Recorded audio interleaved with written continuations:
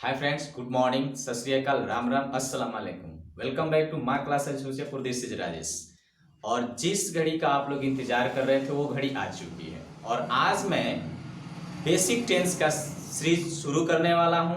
आज से हम लोग टेंस पढ़ेंगे और जिस टेंस के लेकर आपके मन में कन्फ्यूजन रहती है कि ये कैसे हम समझें, कैसे जानें, किस सेंटेंस को किस टेंस में बनाएं, आज गाइज हम बेसिक टेंस में वो चीज आपको मैं क्लियर करूंगा और इसमें मैं बताऊंगा कि आप टेंस कैसे सीखेंगे। तो आज गाइज कुछ वीडियो अपलोड होने में लेट होने का एक वजह है कि मौसम ठीक ठाक नहीं रह पा रहा है, लाइट आ रही है जा रही है, जिसकी वजह से वीडियो नहीं मिल पा रही है। तो उसके लिए मैं क्षमा चाहूंगा, लेकिन अब वीडियोज लगातार अपलोड होगी और आज हम टेंस का सीरीज शुरू कर रहे हैं, बेसिक टेंस। इसके बाद मैं इसका एडवांस लेवल लेकर आऊंगा, लेकिन आज जब अगर बेसिक आपको समझ में आ जाएगी गाइस तो एडवांस करने में कोई दिक्कत नहीं होगा। तो आज मैं गाइस बेसिक टेंस लेकर आया हूं। बेसिक टेंस की आज फर्स्ट लेसन, फर्स्ट चैप्टर शुरू करने जा रहा हूं। तो गाइस वीडियो को अंत तक देखें और आज हम इस वीडियो में टेंस को पहचानना सीखेंगे कि कैसे हम सेंटेंस को देख के पहचान लें कि किस टेंस में आते हैं गाइस। तो आइए स्टार्ट करते हैं टेंस। तो जैसा कि गाइस जानते हैं कि टेंस का अर्थ ही होता है काल। टेंस का अर्थ होता है काल और हम अपनी जितनी भी गतिविधियां चाहे जितनी भी काम करते हैं तीन काल में ही करते हैं। कौन सा काल? वर्तमान काल, भूतकाल, भविष्य काल। तो सबसे पहले हम टेंस यानी काल की परिभाषा जाने। सबसे पहले हम टेंस यानी काल की परिभाषा जाने कि काल की परिभाषा होता क्या है और टेंस का अर्थ ही होता है काल। तो गाइज इसका मैंने परिभाषा नीचे लिखा हुआ हूं। टेंस यानी क्रिया यानी काम को करने में जो समय लगता है, क्रिया को करने में जो समय लगता है उसे टेंस कहते हैं, काल कहते हैं। यानी कि क्रिया यानी किसी भी काम को करने में जो समय लगता है उसे काल कहते हैं, उसे टेंस कहते हैं गाइस। तो इस काल को हमने तीन पार्ट में बांट दिया, तीन भागों में बांट दिया। इसको तीन भागों में बांट दिया गया है जिसको हम बोलते हैं प्रेजेंट टेंस यानी वर्तमान काल, पास्ट टेंस यानी भूतकाल, फ्यूचर टेंस यानी कि भविष्य काल। तो इन तीनों को हम पहचानेंगे, जानेंगे कि कैसे हम इस चीज को क्या कर सकते हैं कि पहचान सकते हैं और इस पर आने वाले सेंटेंसेज को हम कैसे बना सकते हैं गाइस। तो वीडियो को अंत तक देखें और मैं इसमें आपको बता के ही दम लूंगा कि कैसे टेंस को पहचानी जाती है। आज तक आपने बहुत वीडियोज देखे होंगे, लेकिन इस वीडियोज को देखने के बाद आपको जो भी डाउट्स है टेंस के प्रति गाइस आपके क्लियर हो जाएंगे। कलम कॉपी लेकर बैठे और इसका हर पार्ट को समझने का कोशिश करें। तो जैसे कि माना कि टेंस के तीन बेटे कहिए या तीन अंग कहिए, प्रेजेंट टेंस और पास्ट टेंस, फ्यूचर टेंस। तो एक एक करके हम इसके पहचान जानेंगे, इनका परिभाषा जानेंगे कि कैसे इसको हम पहचान सकते हैं, इसको कैसे परिभाषित कर सकते हैं। तो प्रेजेंट टेंस,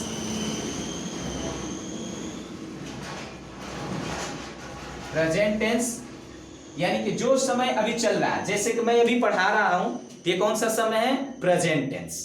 जो समय अभी चल रहा है, प्रेजेंट टेंस को पहचान सकते हैं कि जो समय अभी चल रहा है कौन सी टेंस होगी? वर्तमान काल यानी प्रेजेंट टेंस। अब मैं पीछे जो वीडियो डाल चुका हूं यानी वो चीजें बीत चुकी है, वो क्या होगी? Past tense. अगर मैं अगला वीडियो जो बनाऊंगा, अगला क्लास में लेकर आऊंगा, वो होगी फ्यूचर टेंस। यानी जो अभी समय चल रहा है वो प्रेजेंट टेंस, जो समय बीत चुका है वो पास्ट टेंस, और जो समय आने वाला है उसे हम कहते हैं फ्यूचर टेंस। तो ऐसे टेंस को पहचाना जा सकता है। जैसे मैं कहूं अभी कि राम खा रहा है, यानी खाने के काम अभी कर रहा है, तो क्या होगा? Present tense.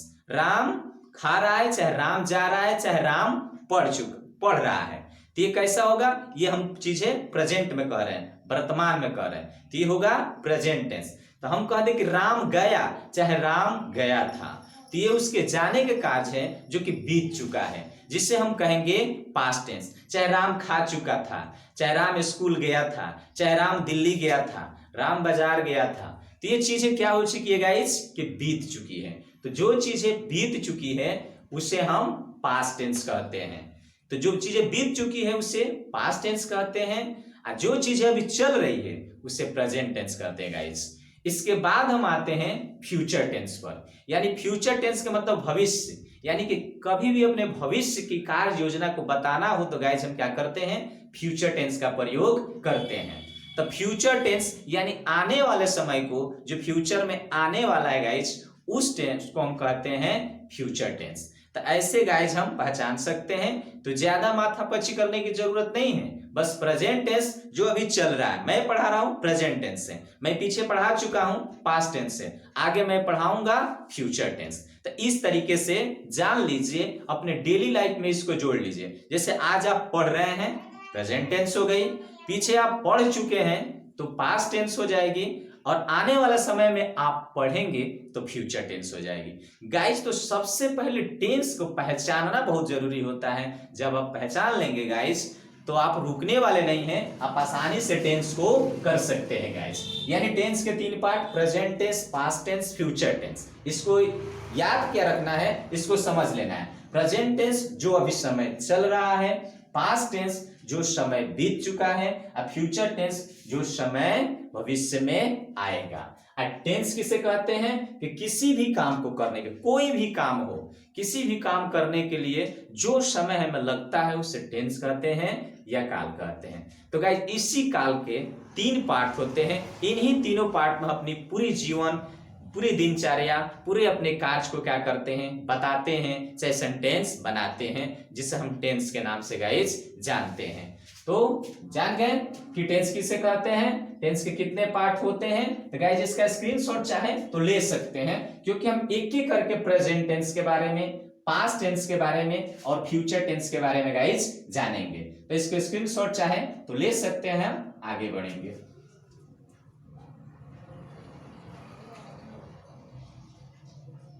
प्रेजेंट टेंस की हम बात करेंगे कि प्रेजेंट टेंस क्या है, क्या इसकी पहचान होती है, कैसे इसको पहचान सकते हैं कि प्रेजेंट टेंस क्या होता है। इस प्रेजेंट टेंस के बारे में जानेंगे। तो जैसे कि मैंने अभी कुछ देर पहले इसका परिभाषा बता चुका था गाइस, कि जो समय अभी चल रहा है, जो समय अभी चल रहा है उसको हम प्रेजेंट टेंस कहते हैं। तो इसके 4 भेद होते हैं। कितने भेद होते हैं, 4 भेद होते हैं, यानी इसके 4 बेटे होते हैं। सिंपल प्रेजेंट टेंस, जिसे हम प्रेजेंट इंडेफिनिट टेंस भी कह लेते हैं, सिंपल प्रेजेंट टेंस यानी प्रेजेंट इंडेफिनिट टेंस भी कह लेते हैं। प्रेजेंट कंटिन्यूअस टेंस कह लेते हैं, जिसको हम इम्परफेक्ट के भी नाम से जानते हैं। Present perfect tense, present perfect continuous tense. तो एक एक करके गाइस हम लोग पढ़ेंगे कि सिंपल प्रेजेंट टेंस क्या है, प्रेजेंट कंटिन्यूअस टेंस क्या है, प्रेजेंट परफेक्ट टेंस क्या है, प्रेजेंट परफेक्ट कंटिन्यूअस टेंस क्या है। यानी इसके 4 भेद होते हैं, और ये 4 बेटे कह लीजिए, इनके 4 पार्ट कह लीजिए, 4 पार्ट में होते हैं। यानी कि तीनों टेंस के 4-4 पार्ट होते हैं। हम एक एक पार्ट पर वीडियो बनाएंगे गाइस। आपको पूरी उम्मीद है, मुझे पूरा उम्मीद है कि आपको टेंस का कंफ्यूजन आज के बाद से दूर होगा, ये मुझे पूरा उम्मीद है। तो सिंपल प्रेजेंट टेंस, यानी कि सिंपल प्रेजेंट टेंस कहता है, यानी कि जैसे कि कह दिया जाए कि राम जाता है, मैं खाता हूं, वह सोता है, आप पढ़ते हैं, वह स्कूल जाता है, राधा गीत गाती है, वे लोग बात करते हैं, वे लोग हाला करते हैं। तो जिसके अंत में ता आ रहा है, तो ये इसका पहचान है कि ये प्रेजेंट इंडेफिनिट टेंस है। इसको हम कह सकते हैं कि प्रेजेंट इंडेफिनिट टेंस है। तो गाइस सबसे पहले इसमें जो क्रिया है कि राम जाता है, यानी कि अपूर्ण है, प्रेजेंट में राम जाता है नहीं जाता है पता चल नहीं रहा है। नेक्स्ट गाइस देखिए प्रेजेंट कंटिन्यूअस टेंस, इनमें जो क्रियाएं होती है लगातार जारी रहती है, खत्म नहीं हुई रहती है, यानी कि कंटिन्यू रहती है, एकदम जारी रहती है। जैसे राम जा रहा है, राम खा रहा है, सीता पढ़ रही है, वे लोग बात कर रहे हैं, यानी कि इनमें जो क्रियाएं रहती हैं वो जारी रहती हैं। प्रेजेंट परफेक्ट टेंस, यानी जब परफेक्ट की बात आ जाए तो पूर्ण यानी कंप्लीट, यानी कि कंप्लीट टेंस से इसमें जो भी क्रियाएं होंगी गाइस वो खत्म हो चुकी है। जैसे राम खा चुका है, मैं पढ़ा चुका हूं, आप पढ़ चुके हैं, वे लोग किताब लिख चुके हैं, वे लोग स्कूल जा चुके हैं, मैं बात कर चुका हूं गाइस। तो इस टाइप के सेंटेंसेस प्रेजेंट परफेक्ट टेंस में आते हैं कि इनमें क्रियाएं खत्म हो चुकी है। जैसे मैं कह दूं कि मैं खा चुका हूं, यानी कि मैं खा चुका हूं, खाना के लिए कुछ रह नहीं गया है, मैं खा के ऑलरेडी फिनिश कर चुका हूं, खाना को खाना खा चुका हूं। अगर मैं कहूं कि मैं पढ़ा चुका हूं तो मैं पढ़ा चुका हूं, ये पढ़ाने का जो कार्य है ऑलरेडी खत्म हो चुका है, यानी परफेक्ट में ये बात आती है। ये जो देख रहे हैं प्रेजेंट परफेक्ट कंटिन्यूअस, यानी कि एक कंटिन्यूअस इसमें आके मिला है और ये परफेक्ट, यानी दो टेंसों को मिलाकर क्या बनाया गया है, प्रेजेंट परफेक्ट कंटिन्यूअस टेंस बनाया गया है, जिसमें क्या किया जाता है, किसी भी काम यानी कि शुरू होती है पास्ट में, लेकिन वो आकर कहां खत्म होती है, प्रेजेंट में खत्म होती है। तो इस टेंस का प्रयोग किया जाता है कि पास्ट की कोई कार्य जाकर प्रेजेंट में खत्म होती है, वर्तमान में खत्म होती है, तो गाइज इस टेंस का प्रयोग करते हैं। तो चलिए गाइज हम स्टार्ट करते हैं। सबसे पहले सिंपल प्रेजेंट टेंस, जिसे गाइज हम प्रेजेंट इंडेफिनिट के भी नाम से जानते हैं। तो आइए गाइज एक एक करके पढ़ेंगे, लेकिन आज के वीडियो में मैं आपको प्रेजेंट टेंस को समझा के ही रहूंगा। ये प्रेजेंट टेंस आपको मैं क्लियर करा के रहूंगा, यानी कि कभी आप भूलेंगे नहीं जब बेसिक टेंस की बात आएगी। तो इसका मैं एडवांस लेवल भी लेकर आऊंगा, लेकिन फिलहाल मैं आपको सिखाने का प्रयत्न कर रहा हूं कि ताकि आप सीख जाए कि हम सिंपल प्रेजेंट टेंस पर कैसे गाइज किसी भी सेंटेंसेस को सॉल्व कर सकते हैं। तो आइए गाइज हम चलते हैं सिंपल प्रेजेंट टेंस की ओर, और सिंपल प्रेजेंट टेंस कैसे बनेगा उसे हम देखते हैं। सिंपल प्रेजेंट टेंस, जिसको हम प्रेजेंट इंडेफिनिट टेंस भी कह लेते हैं गाइज। तो क्या होता है, सबसे पहले इसका पहचान कि कैसे हम पहचानेंगे जो सिंपल प्रेजेंट टेंस है। पहचान को हम कह सकते हैं क्रिया प्लस ता है, ती है, ते है, ता हूं, चाहे ती हूं भी कह सकते हैं, ती हूं भी कह सकते हैं। यानी कि क्रिया के अंत में ता है आएगा, ती है आएगी, ते है, ता हूं, ती हूं आएगा। यानी क्रिया के साथ जाता हूं, खाता हूं, पढ़ता हूं, रोता हूं, सोता हूं, बात करता हूं, इस टाइप के, यानी क्रिया का अंत में ता है, ती है, ते है आएगा ही आएगा। ओके गाइज, तो सबसे पहले इसका बनावट देखेंगे, यानी कि स्ट्रक्चर। इसका सबसे पहले हम बनावट यानी इसका स्ट्रक्चर देखेंगे जी क्या होता है। तो सबसे पहले सब्जेक्ट, इनमें दो क्रियाएं आती है, थोड़ी कंफ्यूज करती है। इनमें दो क्रियाएं आती है, वर्ब का फर्स्ट फॉर्म और वर्ब का फाइव फॉर्म, यानी दो फॉर्म इसमें आती है, लेकिन कंफ्यूज नहीं होंगे। दोनों फॉर्म को मैं क्लियर कराऊंगा जी किसके साथ इनका प्रयोग किया जाता है गाइस। तो first form and five form, और फिर उसके बाद आप अदर वर्ड रख दीजिए। टेंशन लेने की जरूरत नहीं है जी कहां हम लगाएंगे V1 और कहां लगाएंगे V5। चलिए एक सेंटेंस हम उठा लेते हैं, जैसे कह दिया जाए आप किताब पढ़ते हैं, आप किताब पढ़ते हैं। कैसे बनाएंगे गाइस इसे हम, आप किताब पढ़ते हैं तो यू के साथ V1 फॉर्म यूज करना है, तो रीड, यानी कि सब्जेक्ट फिर V1, V5 नहीं करेंगे इसमें यूज क्योंकि V1 कर चुके हैं। क्या पढ़ते हैं किताब, तो अदर वर्ड में हमारा किताब आ जाएगा, तो रीड अ बुक। ऐसे गाइज हम बना सकते हैं। अब किसमें V5 यूज करते हैं गाइज वो देखिए, वह खाना खाता है, खाना खाता है। कैसे बनाएंगे गाइज, ही खाना खाता है तो ही के साथ क्रिया का V5 यानी वर्ब का 5 फॉर्म यूज होगा, तो ही और इट में हम एस लगा देंगे तो क्या हो जाएगा V5 बन जाएगा, इट्स फूड। ऐसे गाइज क्या कर सकते हैं हम बना सकते हैं। तो यानी कि आप किताब पढ़ते हैं तो यू के साथ क्रिया का पहला रूप यानी रीड अ बुक, यानी कि पहले पहला रूप रख दिए रीड, उसके बाद किताब हमारा ऑब्जेक्ट हो गया तो अ बुक रख दिए, उसके बाद वह खाना खाता है तो ही ईट्स, यानी ईट क्या है इसमें एस जोड़ दिए तो V5 बन गया। तो V5 बनाने का रूल्स होता है कि किसी भी वर्ब में अगर एस या एस हम जोड़ देते हैं गाइस तो क्या हो जाता है कि V5 बन जाता है। तो मैंने यहाँ क्या किया, एस जोड़ दिया हूं तो ईट क्या बना, इट्स हो गया, तो क्या हो गया V5 हो गया। तो वह खाना खाता है तो ही इट्स फूड, ऐसे बना सकते हैं गाइस।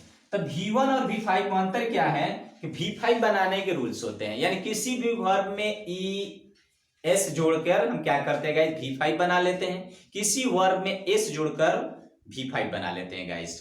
तो रही बात कि किसमें हम V5 लगाएंगे, किसमें V1 लगाएंगे। ओके गाइस, तो आइए यहां देख लेते हैं V1 का प्रयोग किसमें होगा। V1 का प्रयोग किसमें होगा, तो V1 का प्रयोग होगा गाइस यू दे वी, या डबल नाम आ जाए सीता एंड गीता, या प्लुरल नाउन आ जाए, प्लुरल नाउन आ जाए। एंड V5 का प्रयोग, V5 का प्रयोग गाइस करेंगे ही सी इट नेम या singular noun, singular noun. Singular noun के साथ क्या करेंगे गाइस, हम V5 का प्रयोग कर लेंगे। तो क्या हो जाएगा गाइस, V1 के साथ देखिए किस सब्जेक्ट के साथ आएगा, यू के साथ आएगा, दे के साथ आएगा, वी के साथ आएगा, सीता एंड गीता, यानी डबल नाम आ जाए तो क्या आएगा, V1 का प्रयोग करेंगे। या प्लुरल नाउन आ जाए, जैसे कर दिया मैं अथी, क्या बोला जाए कि गाय आ जाए, प्लुरल हो गया, लड़के आ जाए, लड़कियां आ जाए, ये सब चीजें क्या है, प्लुरल है। तो प्लुरल आ जाए तो गाइस क्या करेंगे, हम V1 का प्रयोग कर लेंगे। V5 का प्रयोग कहां करेंगे, ही सी इट नेम या सिंगुलर नाउन के साथ कर सकते हैं। तो ये गाइस तो क्लियर हो गया कि किस सब्जेक्ट के साथ हम गाइस V1 का प्रयोग करेंगे, किसके साथ हम V5 का प्रयोग करेंगे गाइस। तो ये चीजें क्लियर हो गया।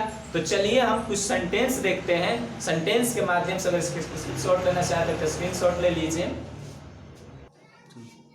तो गाइस V1 और V5 का प्रयोग हम कहां कर सकते हैं, देख लिए, आई वी दे वी डबल नाम आ जाए या प्लुरल नाउन आ जाए तो हम V1 का प्रयोग कर लेंगे। V5 का प्रयोग कहां करेंगे, ही सी इट नेम या सिंगुलर नाउन के साथ हम क्या करेंगे, V5 का प्रयोग करेंगे।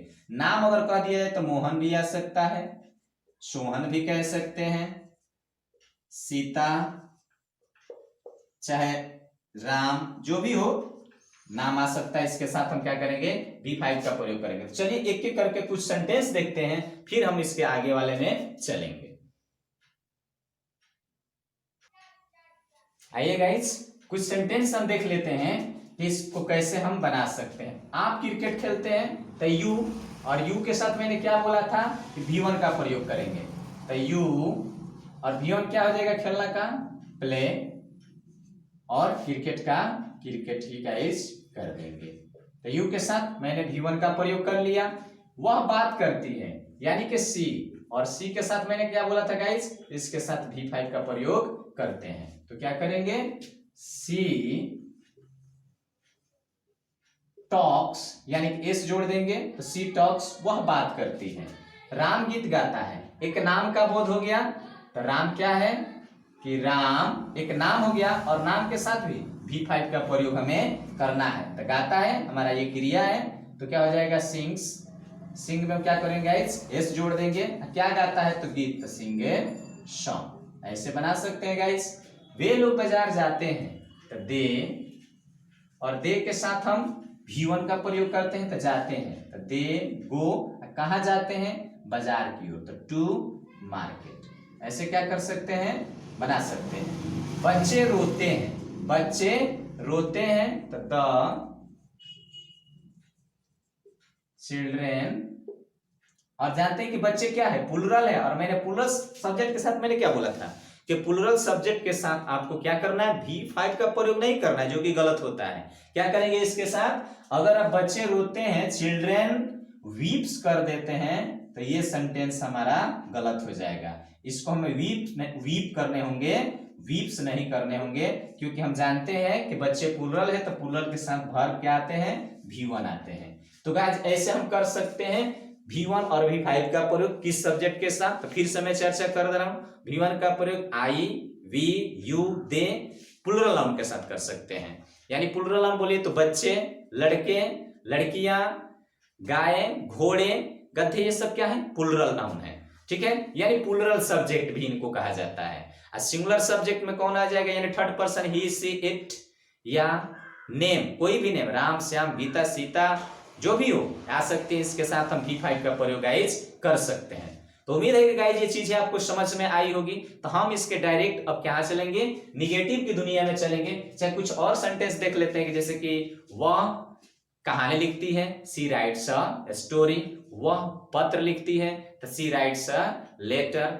आप किताब लिखते हैं, तो यू राइट अ बुक। ऐसे क्या कर सकते हैं, बना सकते हैं। वह चाय पीती है, सी टेक्स टी। ऐसे क्या कर सकते हैं गाइस, बना सकते हैं। वह खाना बनाती है, सी कुक्स फूड। ऐसे क्या कर सकते हैं गाइस, बना सकते हैं। गाय दूध देती है, द काउ गिव्स मिल्क। ऐसे क्या कर सकते हैं गाइस, बना सकते हैं। कुत्ता भौंकता है, द डॉग बार्क्स। ऐसे हम क्या कर सकते हैं, इस पर बहुत सारे सेंटेंस को गाइस बना सकते हैं। तो याद रखना है कि पहले सब्जेक्ट रखेंगे, फिर जिसके साथ V1 आएगा, V1 या V5 आएगा तो V5, तो राम के साथ V5 यानी सिंह में S जोड़ दिए तो V5 बन गया। फिर A सॉन्ग यानी ऑब्जेक्ट क्या है हमारा, सॉन्ग क्या ऑब्जेक्ट है, तो इसको हम लास्ट में रख देंगे। यहाँ देखिए दे, तो दे क्या है, सब्जेक्ट रख दिए, उनके साथ V1 आता है तो जाना, तो गो टू, बाजार हमारा क्या हो गया, ऑब्जेक्ट हो गया, तो मार्केट। तो ऐसे गाइज क्या कर सकते हैं, हम बना सकते हैं। तो आइए गाइज एक झटके हम क्या करते हैं, इनका निगेटिव देख लेते हैं। निगेटिव में कोई बड़ी बात नहीं है, मैं अभी इसको बताने जा रहा हूं निगेटिव। तो आइए निगेटिव कैसे होता है देखिए। तो आइए गाइज इसका हम निगेटिव और इंट्रोगेटिव और WH वर्ड देखते हैं कि निगेटिव कैसे बना सकते हैं, WH वर्ड कैसे बना सकते हैं, इंट्रोगेटिव कैसे बना सकते हैं। तो गाइज बहुत ही सिंपल है, बस इसमें थोड़ा सा एक्सक्लूसिव आके जुड़ता है डू डज।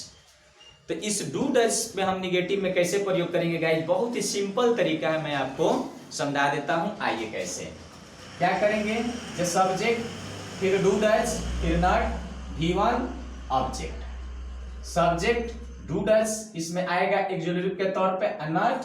अब यहाँ हमारा V1 आएगा सिर्फ, V5 खत्म, क्योंकि ऑलरेडी यहाँ डज हमारा आ चुका है जो कि खुद ये V5 है। तो जब डज आ गया तो अब यहाँ V5 की जरूरत नहीं है, क्योंकि हम V1 ही लेंगे। तो स्ट्रक्चर क्या हो जाएगा, subject plus do does plus not, फिर V1, फिर ऑब्जेक्ट। तो जैसे कि वह बात नहीं करती है, तो सी इसके साथ डू नहीं डज का यूज करेंगे, डज नॉट टॉक, यानी V5 नहीं V1 का हम प्रयोग करेंगे। तो सी डज नॉट टॉक, वह बात नहीं करती है। आप नहीं खाते हैं, यू डू नॉट ईट, वे लोग नहीं पढ़ते हैं, दे डू नॉट रीड, वह नहीं सोती है, सी डज नॉट स्लीप, वह खाना नहीं बनाती है, सी डज नॉट कुक फूड। ऐसे गाइज क्या कर सकते हैं, हम निगेटिव कर सकते हैं। तो निगेटिव आपको उम्मीद है समझ में आया होगा। उसके बाद आ जाइए इंट्रोगेटिव पर। तो इंट्रोगेटिव के मैं पीछे की वीडियो आप देखते हुए आएंगे कि क्या करते हैं कि जुलरी भर को बाहर रख देते हैं, यानी कि डू डज को मैंने क्या कर दिया, बाहर निकाल दिया, तो सब्जेक्ट अंदर आ जाएगा। सब्जेक्ट जब अंदर आ गया तो V1, क्योंकि हम देख रहे हैं कि जब डू डज आ गया तो V1 ही लगेगा, V5 का यूज नहीं होगा। फिर ऑब्जेक्ट। तो आइए एक एग्जांपल से देख लेते हैं। क्या हम लोग स्कूल जाते हैं, तो क्या हम लोग तो वी के साथ क्या करेंगे, डू यूज करेंगे। तो डू वी स्कूल जाते हैं, जाना हमारा वर्ब है, तो V5 और V1 यहाँ V1 ही होगा, V5 तो लगेगा ही नहीं। गो टू स्कूल कैसे कर सकते हैं गाइज, इससे बना सकते हैं। ऑलरेडी हम जानते हैं गाइज कि इससे हम क्या कर सकते हैं, प्रश्न कर सकते हैं। क्या हम लोग स्कूल जाते हैं, क्या आप पढ़ते हैं, डू यू रीड, क्या आप खाना खाते हैं, डू यू ईट, क्या आप किताब पढ़ते हैं, do you read a book, क्या वह सोती है, डज ही स्लीप, क्या वह रोती है, डज सी वीप। ऐसे क्या कर सकते हैं, इंट्रोगेटिव को भी गाइस हम क्या कर सकते हैं, बना सकते हैं। अगर इंट्रोगेटिव में अगर निगेटिव आता है, जैसे यहाँ मैं कह दूं कि क्या हम लोग स्कूल नहीं जाते हैं, तो कुछ नहीं करना है, बस सब्जेक्ट के पहले नट रख दीजिए या सब्जेक्ट के बाद नट रख दीजिए। तो do not we go to school भी कह सकते हैं, चाहे do we not go to school भी कह सकते हैं। तो गाइस ये आपका इंट्रोगेटिव है। उसके बाद आइए WH वर्ड की ओर चलते हैं। तो WH वर्ड कैसे बनाएंगे, तो बस हमारा अगर इंट्रोगेटिव गाइज बन चुका है तो बस WH वर्ड को कनेक्ट कर देना है। और मैं यहाँ कुछ आपको WH वर्ड राइट किया हुआ हूँ, एक बार देख सकते हैं इससे। कि WH वर्ड जो बेसिक टेंस के लिए हमें अभी जरूरत है, मैं एडवांस की बात नहीं कर रहा, WH वर्ड यहीं पे खत्म नहीं होते हैं, बहुत सारे WH वर्ड होते हैं, लेकिन गाइज मैं यहाँ पे इस बेसिक टेंस की मैं बात किया हूं, तो बेसिक टेंस में गाइज इतने से हमारा काम चल सकता है। व्हेन है यानी WH से शुरू हुआ है, हाउ है, वेयर है, व्हाट है, हु है, वाई है, विच है, इट इज और भी हो सकता है, बट इतने से हमें अभी काम चलाना है।